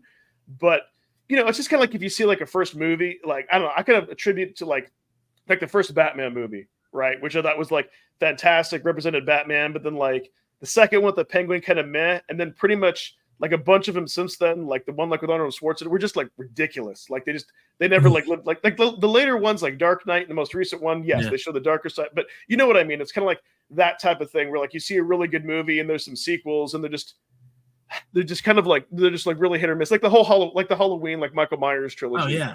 Yep. It's kind of like that. Like there's some like number 1 and 2, 3 is controversial. I love that. If anything, I wish that was a reoccurring theme every Halloween. But then you get some other weird ones like 5 or was it 5 or 6 where there was like that cult of Michael Myers. You know what I mean? Like not that they're bad, but they kind of like strayed away. You know what I mean? So that's kind of what I mean. Like they're not bad, but they're definitely inferior compared to the earlier ones. But so that's kind of the best example that I can kind of give it. Mm-hmm.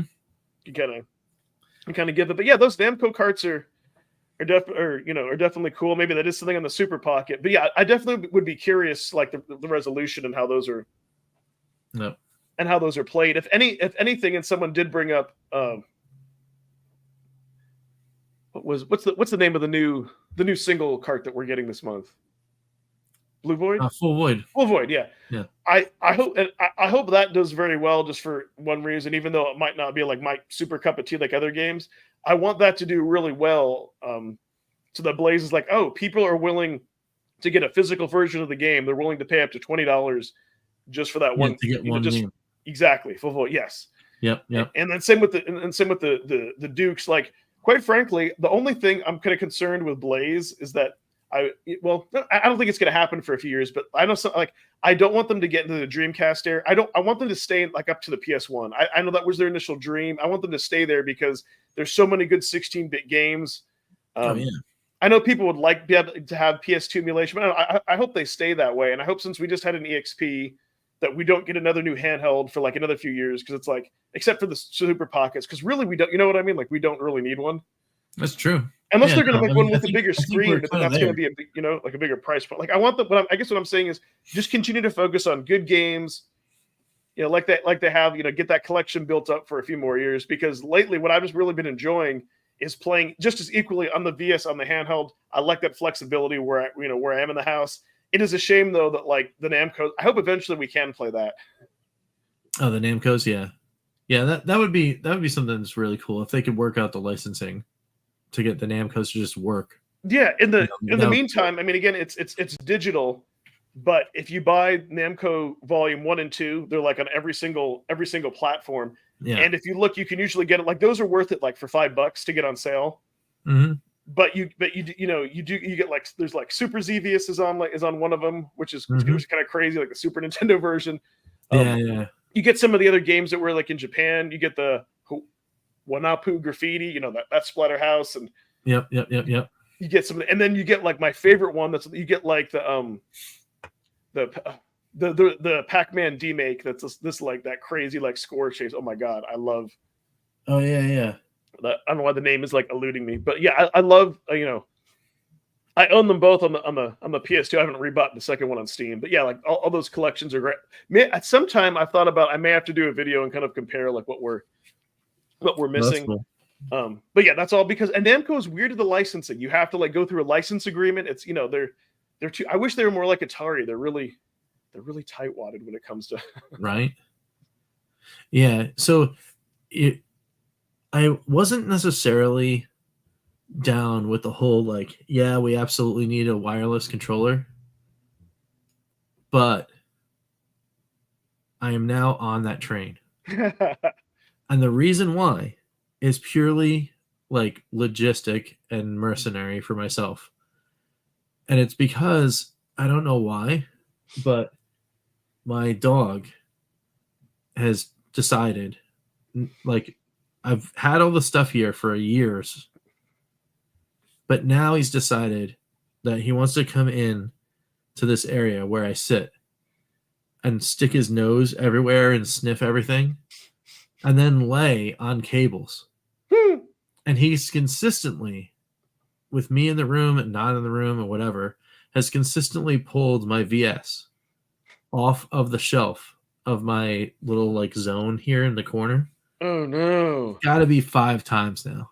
And if we had a wireless controller, he wouldn't be able to do it, because what he's doing is he's laying on the cable for the wired controller and he's pulling it off.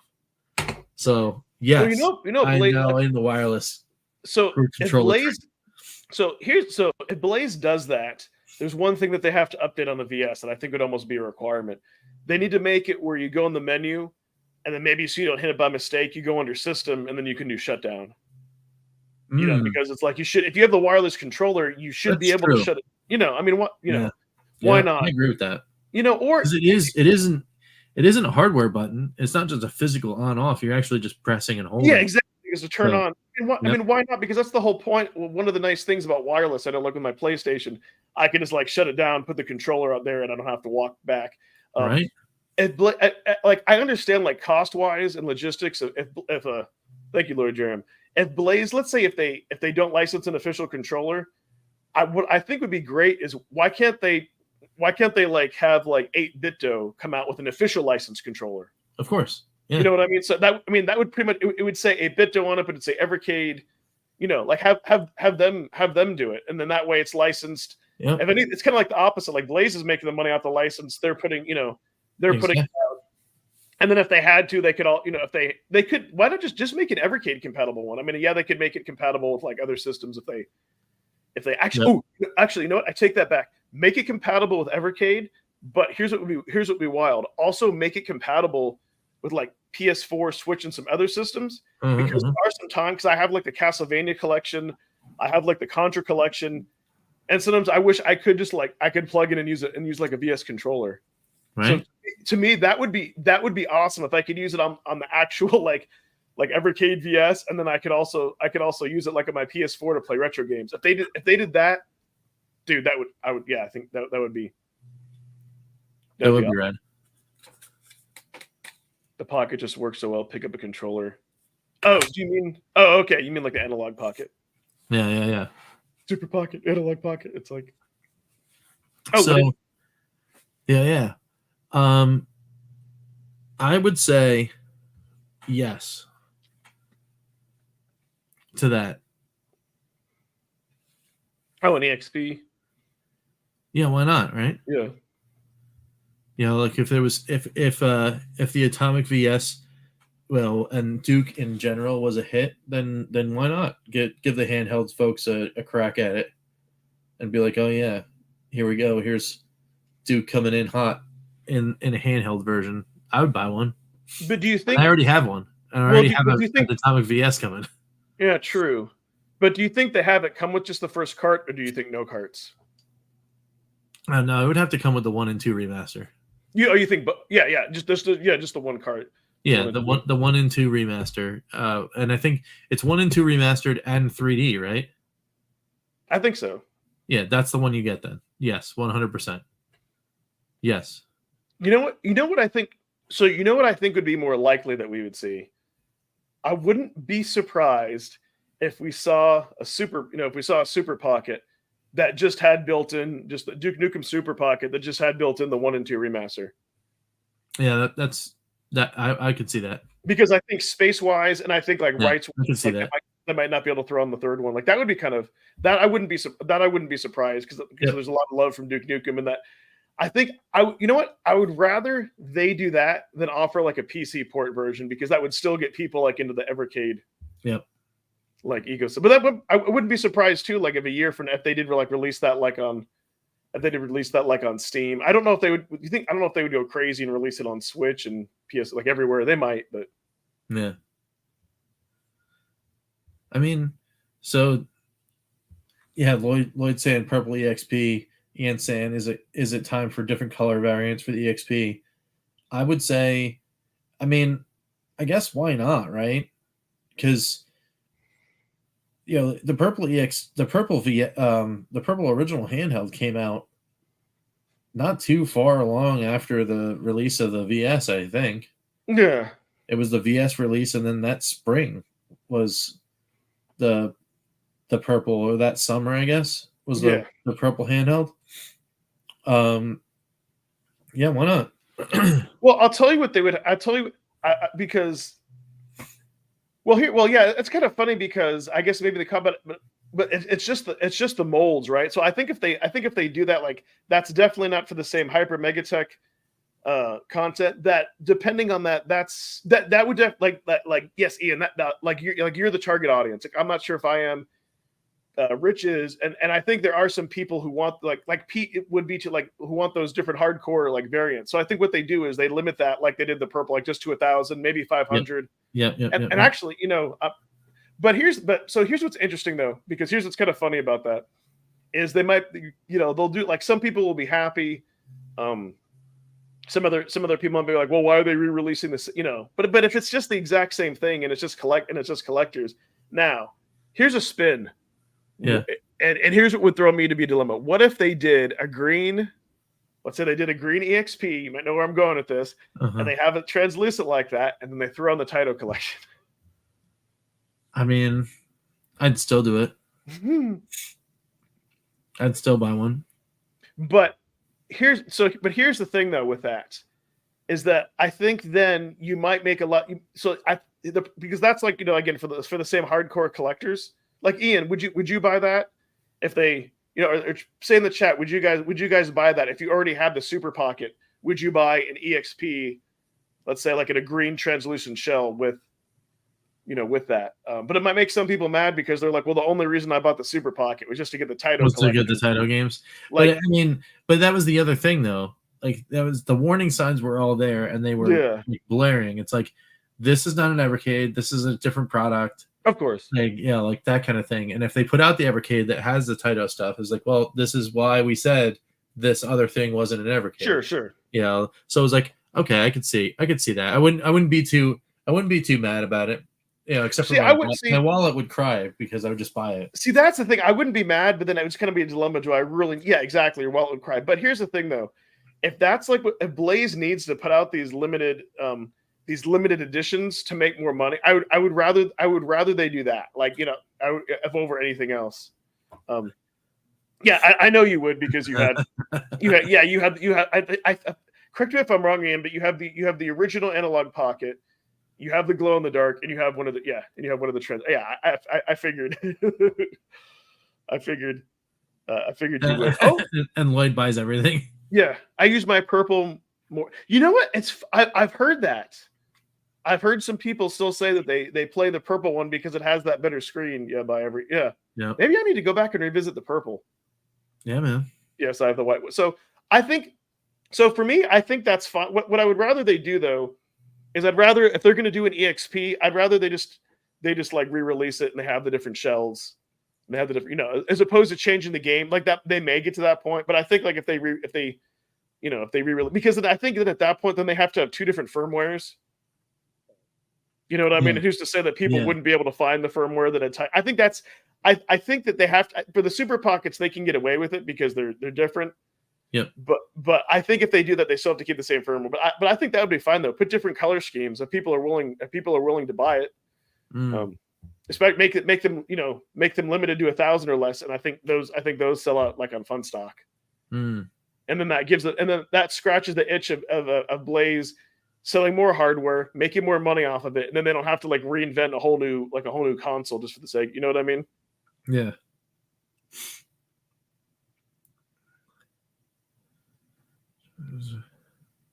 What I think would be interesting though, I wish somebody would make aftermarket like Evercade shells because I know our buddy Crow would be all over that. Yeah, I wish they were actually like easily like switchable too. Yeah. Maybe poor Crow had to like destroy his handheld because it's like glued solid or whatever. Yeah, the funny thing is with the Duke Nukem collection, the only mistake. With the Duke Nukem VS, the only mistake Blaze may have made, to be honest, was not limiting it to 5,000, because that sold out faster than any other Blaze. That's maybe sold out faster than some other like limited edition products. Like they really tapped into, tapped into something there. I'm surprised we haven't seen like the pin collections and stuff. We probably will. Ooh, aluminum. Yeah. Ooh, what if? Oh, nah, that's crazy. But Blaze, they could do a limited 500 and aluminum shells. I think if they did that, it would be no games. You get the thing plus the USB charger or USB-C charger, and it would be $200 because you know what I. But yeah, there are some. But that's the thing though. I think there's enough hobbyists like Ian hobbyists. I like to play out his name. Seriously, that are looking to collect that type of thing. So it's like why why not? I'd rather Blaze kind of put limited edition, higher quality, actual Evercade products than throw out like the Hyper Megatech. But or they could do both. But I mean, but we'll see, right? Yes. We'll see what happens. I mean, the one thing that is really telling though is still to this day you can go on Funstock right now and get those collector's edition. Yes, yeah. Like that's rough. Yeah, I know. Like I'm not like, and like no, like I hope it's a great product. I hope people dig it and whatever. But like that's really rough though. You put out a product and it's limited. It's not. What is it? 25 or 2,000? I mean, I'm gonna go on Funstock right now. I want to say it's like it's under 3,000. And we could dive more to this at Evercast too. But here's the biggest problem that I'll say as far as the price range with the Super Pockets. So when you look at something like the EXP, right? Let's say I'm comparing it to like the RGB 33 and some of those other ones. Like the EXP, it's a different form factor. It's a higher quality. There's like a weight to it. It definitely advertised as a cartridge based. Like it's a real Evercade product. You know what you're getting into. Mm-hmm. The problem with the Hyper Megatech is they're $60, and you can either go cheaper to the My Arcade, get like the ones that like Pete showed on his channel with like 20 or more games. So you can get like the lower end ones that have more games on them, or you can get an emulation handheld that's the same vertical for like between like 16 for like $60 or so, $60 or so dollars, not more than 80. But the difference is they come with embedded games. This is a product that's mainly like it can play Evercade, but it's advertised as embedded games. So the thing is, like, you lose the whole physical media aspect. Yes, it can play other games, but the market that this is geared towards, people aren't looking for that. Yeah, for like kids. So it's kind of a wishy-washy. You know what I mean? That's kind of the thing. It's kind of like who's this for? And that's why I like when Retro Dodo kind of said some interesting things, or like sometimes I'll see on the Discord where people are excited, like they want to play different Evercade cards, so they want to play Full Void, and I'm like, dude, that's not you don't want to experience Full Void on a Pocket first. You want to experience it on a VS or the EXP with a wide screen. Right. Delphin collection. I mean, could you play it there? Yes, but it's a smaller screen with half the resolution. So I find it kind of funny. Huh. Yes. So yeah, thank you. An RGB 30. I'm torn between that, Ian, because I like that would be like. That's like the poor man's analog pocket. Like, yeah, I'm tempted for something like that too. Mainly use it for like Game Boy games and all that stuff, and then maybe you stray off and play something else. But yeah. Oh, so I know we've been on here for a while, but okay. If you guys want to see something crazy that looks like would be a super different and unique alternative to playing retro games, do a search for like for Macho Nacho Productions, or do a search for like Raspberry Pi inside a Sony PSP, because his latest video. So check this out. This guy made it. This requires no solder. This guy made a board that you can drop in a PSP 1000, and you drop it in a better LCD. But he made a board that takes a Raspberry Pi, and it takes like a higher amp. Like battery and everything, and it's all drop in. It's no solder. You just have to provide your own ROMs and everything. So it's like you have to remove like the disk drive and everything. It's completely reversible, but you're no longer going to be able to play PSP games. But it uses the buttons, it uses the volume controls, and so it's like if you really like the PSP and you like the feeling of that handheld, then you can play all retro games on that. That I thought was like incredible. Like it's like crazy what we're getting for. That's pretty crazy. But yeah, check out that video. I I like his stuff because he's kind of like the John Hancock when it comes to like modding things. Like he puts out stuff that I've never seen, like just different cool things that other people don't do. Kind of like how he shows you other weird. Yeah, dude. Yeah. Check it out. It was this Halloween special, and that's the great thing is around Halloween time, he like the intro for he spent like a lot of production value. Like it's great. Like and he uses that same intro, but it is like a Frankenstein. It's crazy. That's wild. So yeah. Tito, yeah. So I was just on Funstock because I was like looking at the thing.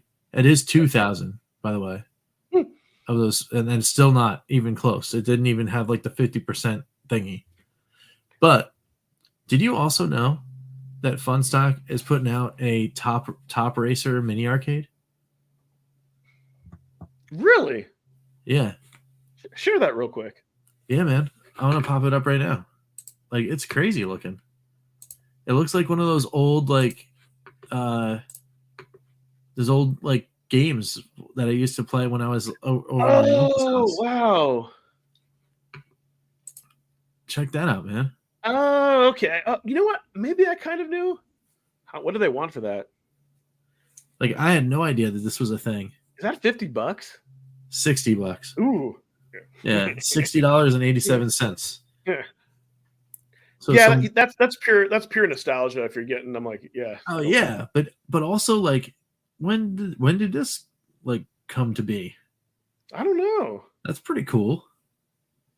I mean, I don't know about Top Racer for me, other than the fact that it's like, oh, it's a one of those little mini arcades actually has a steering wheel. That's fun. But like if it wasn't that game, if it was something else, I mean, if that says Enduro, it's purchased immediately. That's what I was going to say. It would need to be like Enduro or Outrun. It would need to be some. Yeah, but still, like, that's pretty cool. And who's doing this one? Oh, is this like secret Hyper Megatech or like what? Who's doing this? Hey, something we need to talk about on Evercast. Like Ian Hobbies is saying, like Delphine, 2 Dukes, and dual carts. They might do some type of bundle. They might. Fun stock might. Yeah, I need to. I do need to put in the order for like the last 2 carts that we were going to get like in December. Mm-hmm. Yeah, dude, I'm not surprised because again, the only people that are getting this, the super pockets are super collectors. Right. Yeah. I mean, it really is just people that are collecting because again, like you can hit that button right now and just go, oh, give me this. Otherwise, because that price is that price is just really expensive for what you're getting, and really you're just. It's not like the Duke Nukem where it's like where it's like I feel like a lot of effort was put into the way that looks and the interface. You know what I mean? It's just so that's the funny thing. Like how much does the OG white one go for? What are they selling that for? The OG? Yeah, the regular OG. Yeah. Low stock, $121 for the premium edition. Oh wow. And the premium edition with the pins is still the same. That's $121. Correct me I want to say that like I remember like the Evercade, like the cheapest it used to be like 80. Like no, you could get it was like 80, it was like some maybe 75, 80 with just Atari 1 for the starter, 100 and then 100 with the 3. Yeah. Yes, it was $99 for the 3. Yeah. Anyway, but everything pushed up a little. Yeah.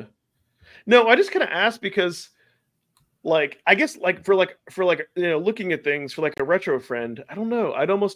I think I would recommend that they get the OG, like one of the OG bundles over the pocket. Now for somebody like who like isn't like into retro collecting, maybe not, but yeah.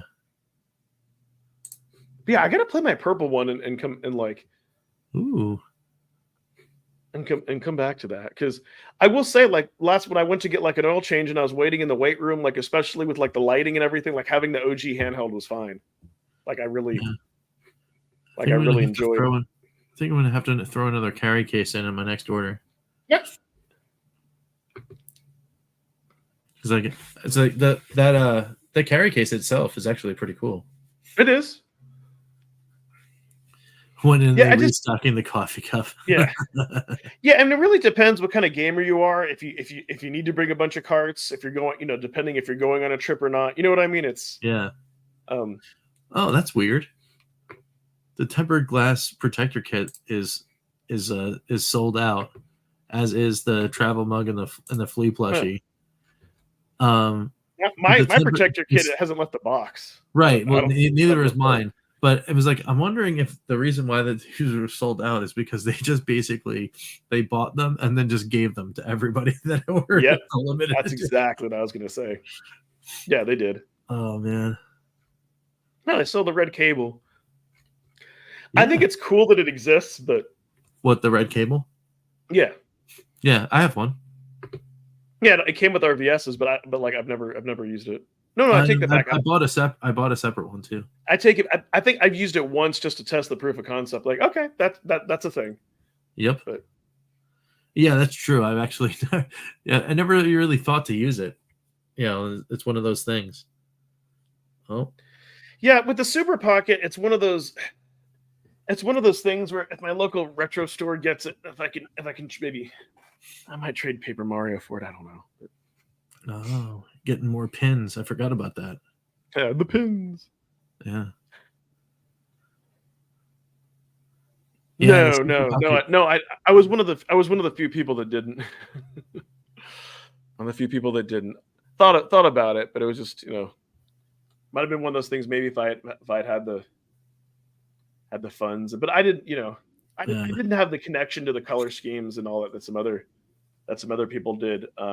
For me, I'm happy that exists because that's like the one, like the community like latched onto it and everybody, like it's like everybody who pre-ordered it. I remember all the comments are like, yeah, this is the greatest Evercade thing I've ever seen in my life. Like, and everybody like really wanted it. So I think that's.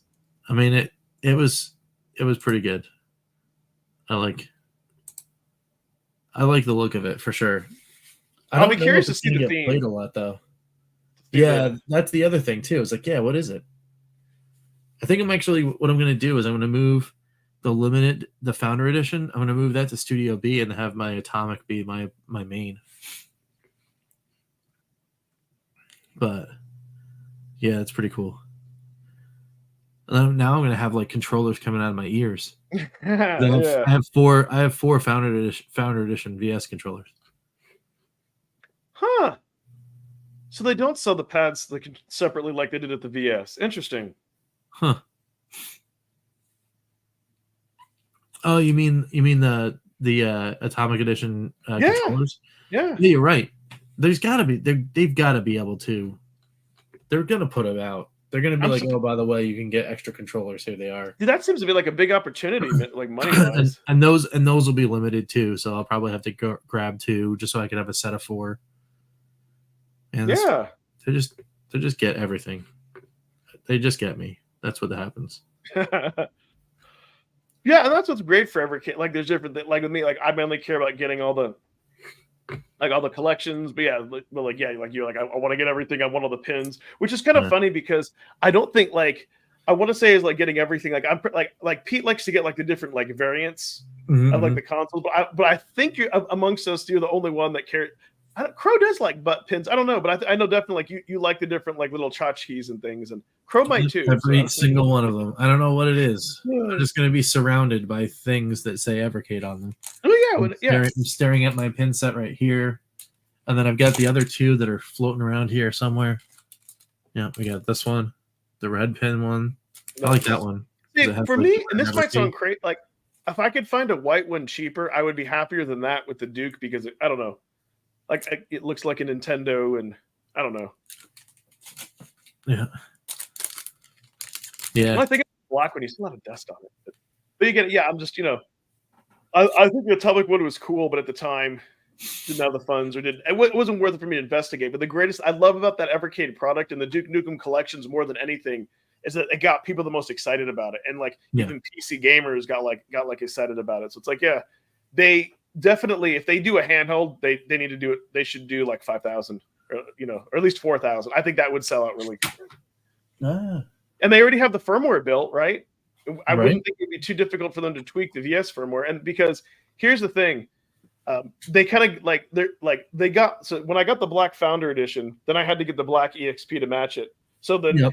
I think you're automatically going to sell a few thousand of them just for people who got the Atomic VS. They're going to want the handheld to match it. Right. You know what I mean? Absolutely. And then you'll look at that, and then you'll have people that are getting into it. They're like, oh, I want the Duke Nukem collections. Oh, cool, this comes bundled with them. I'll grab. I don't know. Yeah, I mean, people love a limited edition console. Like, we go right back to the very beginning of this episode, and I'm showing off my Spider-Man one. Like, I'm a DC superhero fan. Like, I like Marvel all the same, but I bought the cool looking one because it was the cool looking one. You know what I mean? Yeah. And so, what would be? I know Blaze wouldn't share the numbers with us, but I'm curious. Like, how many Super Pocket pre-orders have they gotten? Is it 1,000? Is it 10,000? Because the funny thing is, if the pre-orders for the Super Pockets aren't as equal to, like, let's say the limited editions, then they might as well just make these guaranteed limited editions that they know they're going to sell through Fun Stock. Unless the goal is to push them like to the aisles of Best Buy and Walmart, have them be at the end and be cheaper. It's 100% the goal. Yeah. That's 100% the goal right there. But at the same time, I think what happens is you wind up finding out like actual hard pre-order numbers. I'm telling you right now that the Taito was the most pre-ordered one, period. Oh, yeah. And I bet you it dwarfs the limited edition by at least a magnitude of 3. Oh, definitely. But that's the statement. The statement was, we want the new games, and we don't necessarily care about the form factor of this device.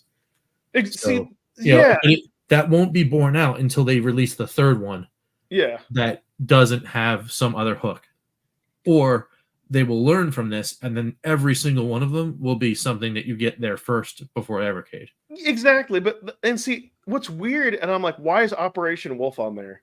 Because, not only was that a gun game, but to play that like on such a little screen, and then that, you know what I mean? So some of those games, like maybe they should have been, I mean, maybe it's because of licensing, but to your point, I'm perfectly fine with the model if they say, hey, we're going to throw the Super Pocket out there first, and then like next year or next quarter, we're going to do the carts. Yeah. You know what I mean? And then maybe Operation Wolf plays a little bit better on the TV because you can use a controller, or maybe something insane. Maybe they do an update where you could plug in a Sinden Light Gun, even though the Sinden Light Gun's super expensive, but maybe let's say it's like capable to do that on the VS. Right. You know what I mean? So that way, to maybe, and maybe that's a selling point. I don't know. I kind of feel like people who have like a Sinden Light Gun, they're going to have a home arcade or something more expensive, but it would still be, it would still be cool. But yeah, we're thinking that, Rich, because then people might think, well, and I think if they did that with the Taito collection, they would split that into 2 collections. Mm-hmm. And so then you could argue, well, the Super Pocket's only $20 more. But my argument for that is, but yeah, you're getting the physical media. You're getting the whole reason why we're into Evercade. And so for me, and the reason why I've been harsh on the Super Pocket is because for me, and I'll always say this, like when you're competing against ROMs and emulation, you're competing against free, right? You're competing against somebody downloading the ROM and playing it on the computer. You've got to offer something more to that. And that's where I think the Evercade with the carts do. For me, having the embedded games like in the Taito like doesn't, and that's why I didn't get it. You know what I mean. And so, but I do understand why there's some people that do want that. It's an Evercade product, even though it isn't. And then the games are already there, and you can just play it. But my issue though is that they made a smaller screen. I think if they made one bigger, like the one that what was mentioned, like the RGB 33, like one that was like a 3x5, like I don't know. Then that might have been a selling point. But yeah. That's. We'll see. You know what the weird thing is? Yeah. So Ian Hobby's hooking it up here. Look what made the cover of Stuff Magazine. What? Look at that bottom right-hand corner right there. Uh-huh. There it is. Play on the move is what it says right there. I noticed it's the Capcom one. So what's interesting... No, see, that is cool, and that's what it's designed to do, because I want to say that the Taito one is mainly for existing Evercade, unless you just like really love like Taito over Capcom. That's for like existing customers, but Mhm. in the retro community, like people like have like such a love. Like I love like Capcom and that color scheme and everything. So that doesn't like I could understand somebody who's not into Evercade at all wanting a Capcom handheld and then they buy it. Like I get that 100%. The question is, what's the conversion that they can? And that's why I kind of looked at Retro Dodo, that what they said, because then it's kind of like, well, are you going to get Evercade carts? But if you already have an Evercade EXP, you're probably going to use this over that, unless you're like wanting to take it with you somewhere else because it's a little bit more poor. You know what I mean? It's like a certain like it's a certain like niche case for stuff. But I'll be curious to see when you all get it, because I'll be curious to see if Pete. Yeah, I remember. I think he said like, yeah, he probably won't play it much after he's played the games on the and puts it on the shelf. And I'll be kind of curious if that's kind of like the theme. Does it become more of a shelf piece and a play piece? Is it both? Well, and then for me, it might actually be even more different than that, because after I'm done messing around with the things, I'm probably just going to hand them to the kids. Yeah. And that's where I think that's really good. Like, see, like for you, it's great because I know like you give your son like the OG Evercade anyways, so you can give him something that's maybe like better for smaller hands. The screen doesn't matter because kids have young eyes, and it's like, hey, son, you can plug in these Evercade cards. Like that's what like for children like that, it's perfect. And I think that's what it might have been more designed to be. Not that adults can't use it. Yeah. Oh, cool. That's what did he say? cool. Yeah. Look at that. That's neat. Thanks, Ian. Like if I'd like the thing is like if I'd never heard of Evercade or anything else, and I just like saw that Capcom, I would tell my wife, "Hey, put that in my, I want that in my stocking." Like that would be. Yeah, I mean, and it's one of those things where you look at that stuff and it's all in that $50 range, £50 range. That's cool. It's got a nice little blurb. It offers hours of thumb aching entertainment. Well, see, the thing for me is that I think I love the aesthetic and the way that the Capcom collection looks. I don't like, and I think the Taito one is ugly. Like you know what I mean? But it has the color scheme's a little weird on the Taito. Yeah, and that's just because I love blue. I like blue light over green. But then the Taito has the games that you haven't. Yeah, the blue and the goldish yellow. That's killer. Yeah, it looks really cool. See, now I do like the crystal, the crystal blue with the gold yellow D-pad and buttons. Mm-hmm. I really like that one. That's pretty cool. Yeah. And see what's interesting, like definitely like like people like Ian Hobbies is just getting these just for collecting because he has like some other people here have an analog pocket and they could play like all the Taito games and have it like on a better screen. Mm-hmm. So I know like that's probably just for collectability. And so and that's what's kind of interesting about this product. I think they're for people, like your average people who don't emulate games. Because let's say there's like another multi-universe where I never got into Evercade, and let's say I played all my emulation like on a Steam Deck and everything, then I would just be like, I want to look at that screen. But if there's an official Capcom product, I'd be like, oh, that is so cool. And there's console games and it's portable. You know what I mean? So that's where I think it kind of ties into that market. But if I'm alternate ed in that universe, I don't think I look into the Evercade library because at that point, I'm not really into carts. I can play all those games. You know what I mean? Yeah. So I think for the conversion, it takes a special person, to want to do that. Who knows? Maybe there's some other people that maybe they like the physical media like we do and they get into it. For me lately, I just really get off on being able to take the cart out of the EXP, put it into the VS, and the sound that it makes, and just knowing the save files. It's weird, like having that ecosystem. It's weird. I don't know. But now I'm thinking I gotta play the purple more. I like that too, but yeah. The one thing I will say I do miss for the new handhelds is not having that plug and play where I can just I can plug in like the purple or the white one and to mini HDMI and just have it work like instant, like have it work like really good. Mm-hmm. Mm-hmm. I don't know if we'll get there or not, but suppose we should go to final thought. I know this one. You know what? I guess we made it for the last week because this one has been extra long. Because I know me and Rich have been dying. I mean, this was an epic one. We'll try not to let that happen again, but rarely, and that's the kind of the thing with us being casual. So there may be times where we do get like super busy. Hopefully, it only happens once a year. Yep, for sure. So yeah, man. As far as things going on, in the next couple days, because we'll be right back for Evercast on Saturday for sure. There's some more Evercade stuff. Doing the hidden game tomorrow, so that'll be pretty cool. I gotta go back through, right? I gotta go back through, and you know what? I think the weekend fire hose has to be a thing. So I have to set up things for Saturday and Sunday, and just be 3 videos, one at 12, one at 4, one at 8, or something like that, and just be here's stuff that here it is. Here's old videos and stuff. And the reason why I think I need to do that is because I'm going to specifically silo those off and tell people about it. Oh yeah, no worries. We usually save that to the like after the first hour, then it leads into that territory because then it's after the watershed, it just becomes the Evercast. Yeah, right. But anyway, yeah. Oh yeah, no worries, Lloyd. Thanks for coming in.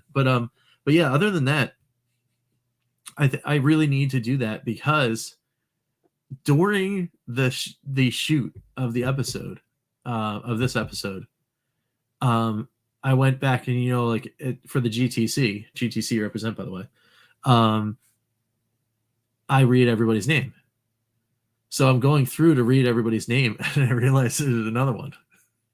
No. So in the middle of it, I'm wait, there's a new person.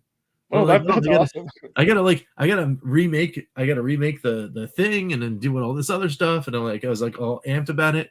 And then I was oh wait, after I was doing the post processing and everything, I was oh wait, I don't know if I can redo every video and then have the new thing, because some of them are some of them came from StreamYard or whatever.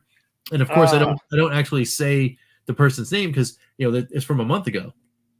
So I'm oh, you know what I'll do? I'll just put it all out on the weekends, and then all those weekend videos will be oh yeah, this is back in time because I finally got the time to finish these videos, and here they are.